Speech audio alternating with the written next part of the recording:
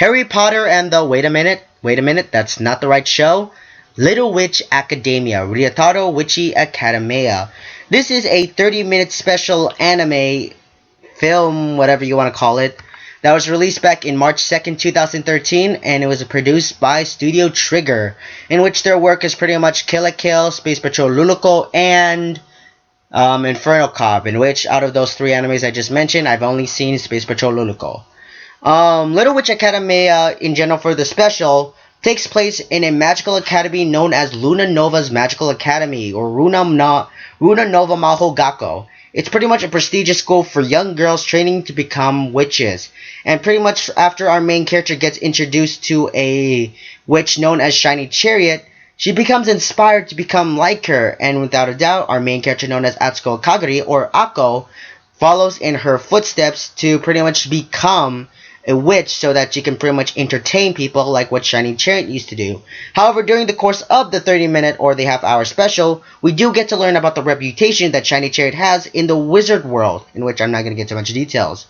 We do get introduced to our two other main characters, being Lotte Johnson, who is pretty much the best friend to Akko, and is pretty much the kind and hearts and this like the soft spoken. She's pretty much like the shy character.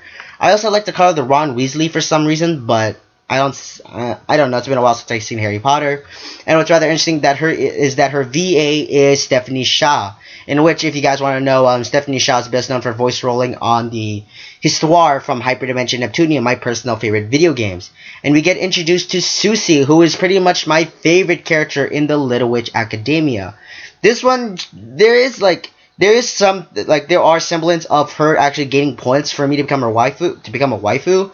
But for the second film, that's when she gets pretty much that the trigger for like, okay, SUCY, you now are my waifu. You have done it. You earn all the points, Gryffindor. That's all you need to know. And pretty much she is Akko's other friend and is pretty much the alchemist of the group. She pretty much likes to have Akko as a test subject, in which I like. These three together with character interactions, with their interactions, prove it to be a very comedical moment in which there's always going to be a joke that's very great. And without a doubt, SUCY and Akko, their interactions are pretty much also on par with, as well as Lotte pretty much being the normal group or the normal person out of the the characters. Then we also do get introduced to Diana Cavendish, who is pretty much the rival to Akko, but not necessarily, like a cold-hearted rival. She pretty much cares about the students and is pretty much revered as one of the top students at Luna Nova. And pretty much it comes to said because she does come from a wizard family, not like Akko, who comes from a non-linear magic family. And that's pretty much where it comes interesting. Without a doubt, Little Witch Academia showcases that Akko is, not really great because she can't fly broom yet. In which that is actually very comedical that she doesn't know how to, manually use a broom, like in general anything. So she can never be ready for the Quidditch and will never catch that golden snitch. There you go. I now remember the name. Wow. I was trying to make a lot of Harry Potter jokes earlier when me and my friends were watching this anime special, but I just couldn't think of the things that we could do for the thing. So, for the most part, that's the thing. What I like about this anime the most in general is from beginning to end, I found myself engaged at this anime. For the most part, I found myself very interested in what this thing had to offer, and without a doubt, Little Witch Academia proved itself to be a very engaging point of view. From, again, the beginning, middle to end, I found myself laughing, I found myself liking, I also found myself very interested. The animations are so fluent and so great that I just couldn't keep my eyes out of it. It's like the visualization, the localization, the characters, everything looks so great that I just couldn't, again, keep my eyes out of it. It's like I couldn't even blink. If I blink, I miss 1 second of an amazing animation.